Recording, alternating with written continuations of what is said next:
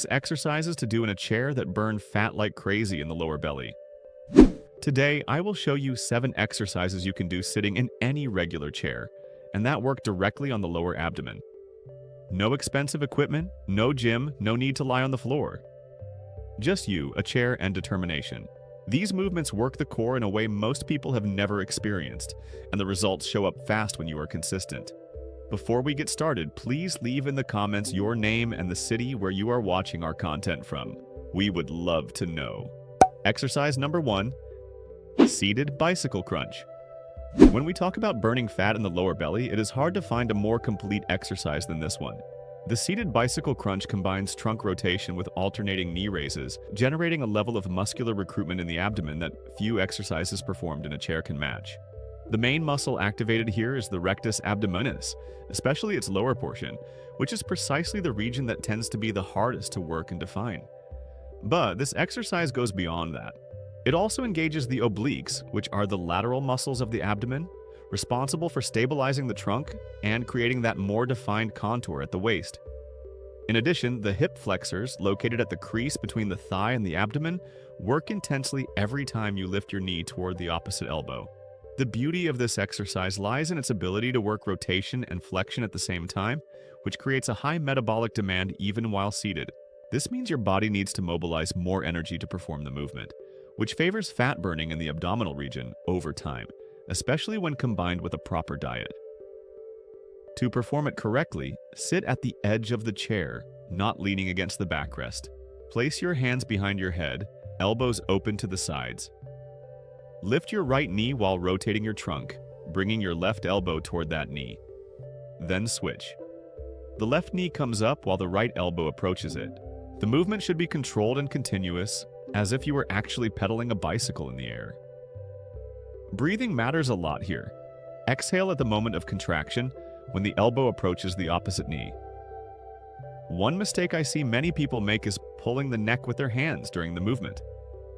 This not only reduces abdominal activation, but can also cause uncomfortable cervical tension. Your hands are there only to lightly support the head. The effort needs to come from the abdomen and the obliques, not the neck. For beginners, I recommend starting with 3 sets of 12 to 16 total repetitions, counting each knee lift as 1 repetition. Over time, progress to 24 repetitions per set, or increase to 4 sets. Contraindications. People with an active lumbar disc herniation, acute hip pain, or hip flexor injuries should consult a healthcare professional before including this exercise in their routine. Exercise number 2, seated leg raise. Few exercises isolate the lower abdomen with such precision as the seated leg raise, and the reason is simple. To lift both legs together in a controlled manner, your lower abdomen needs to work intensely to maintain trunk stability while performing the movement at the same time. The main muscle recruited is the lower portion of the rectus abdominis, that muscular band located just below the navel, which is the hardest to activate with conventional exercises.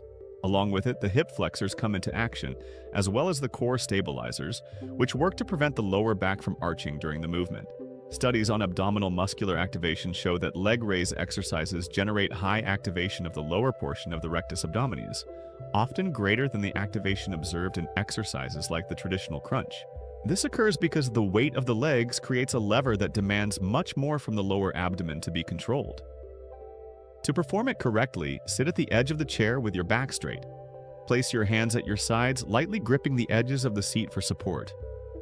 Bring your legs together, keeping your knees slightly bent, and lift both at the same time until your thighs are parallel to the floor or slightly above. Hold for 1 second in the raised position, then lower in a controlled manner. The lowering phase is just as important as the raising phase. Do not let your legs drop. Control the entire movement. The secret lies in the lowering phase. Many people lift their legs with effort and then drop them without control. But it is exactly in this eccentric phase, the slow descent, that the stimulus for hypertrophy and abdominal strengthening is most intense. Imagine the impact of simply lowering more slowly. Common mistakes include arching the lower back during the movement, which transfers the effort from the legs to the lower back and can cause discomfort. To avoid this, keep the abdomen contracted at all times and do not lower the legs beyond the point where you can maintain a stable lower back. Start with 3 sets of 10 to 12 repetitions. When it feels easy, increase to 15 repetitions or add a 4th set. Contraindications: acute lower back pain, hip injuries, or conditions such as lumbar stenosis require medical evaluation before performing this exercise. Exercise number 3, single leg knee tuck. Here we arrive at an exercise that looks simple at first glance, but that surprisingly tests not only abdominal strength, but also balance and core stability. The single leg knee tuck works each side of the abdomen independently, which helps correct muscular imbalances that are very common and that many people do not even know they have. By lifting only one leg at a time, you force the trunk stabilizing muscles to work more intensely to prevent the trunk from rotating or tilting toward the side of the leg being raised. This means that in addition to the lower rectus abdominis, the obliques and the paraspinal muscles come into action to keep you stable. It is a much broader muscular recruitment than it appears. The role of the core in spinal stabilization is frequently underestimated. It is not just about aesthetics. A strong core is what protects your spine in practically every movement of your daily life, from getting up from the couch to carrying bags and bending down to pick something up from the floor. To perform it correctly, sit upright at the edge of the chair. Lift your right knee toward your chest as high as you can, keeping your trunk straight and without tilting to the side. Hold in the raised position for 2 to 3 seconds, feeling the contraction in the lower abdomen and the hip flexor. Lower in a controlled manner and repeat on the left side. Work one side at a time, completing all repetitions on one side before switching. A common mistake is tilting the trunk to the side opposite the leg being raised. This is a natural compensation of the body, but it reduces the work of the abdomen. Try to keep your shoulders level and your spine vertical throughout the entire movement. For progression, start with 3 sets of 8 to 12 repetitions per side. Once you master the technique, you can add a 3-second pause in the raised position to increase time under tension, which intensifies the muscular work without any additional equipment. Contraindications: severe hip imbalances, knee injuries with limited flexion, or hip joint pain should be evaluated before starting this exercise. Exercise number 4, seated flutter kicks. Seated flutter kicks are a swimming classic brought to the chair. And what makes this exercise particularly valuable is its ability to keep the abdomen in constant isometric contraction while the legs perform a dynamic and alternating movement, creating a continuous muscular demand that exhausts the lower abdominal region in a very efficient way. The isometric contraction the trunk must sustain throughout the entire exercise is the key differentiator here. While the legs move up and down in rapid alternation, the abdomen must work uninterruptedly to stabilize the spine and keep the trunk in the correct position. It is as if you were holding a plank while also performing a dynamic movement with your legs. The result is a high energy expenditure and a core activation well above what is observed in static exercises. Regular practitioners of this exercise can feel the difference in abdominal endurance within just a few weeks of consistent training. The lower abdomen, which is normally understimulated, begins to respond quickly when exposed to this type of continuous, moderate intensity work.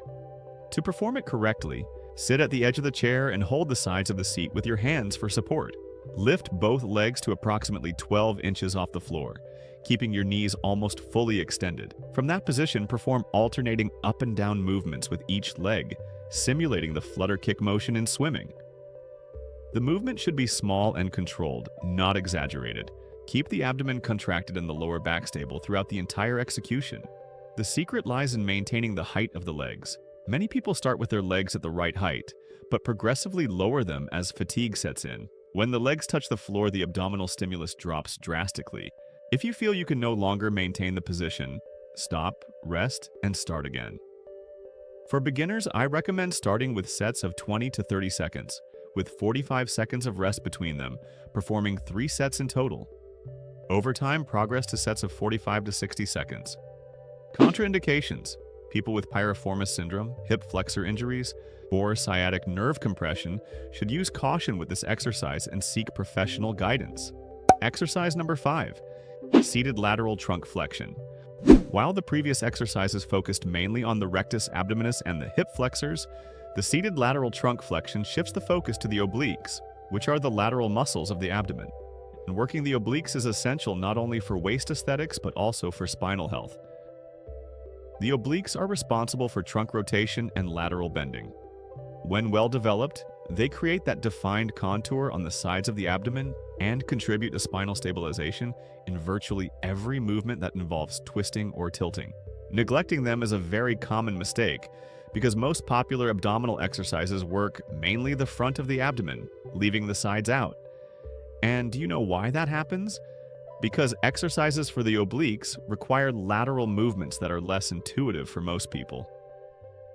The seated lateral trunk flexion solves this in a simple and effective way without any equipment.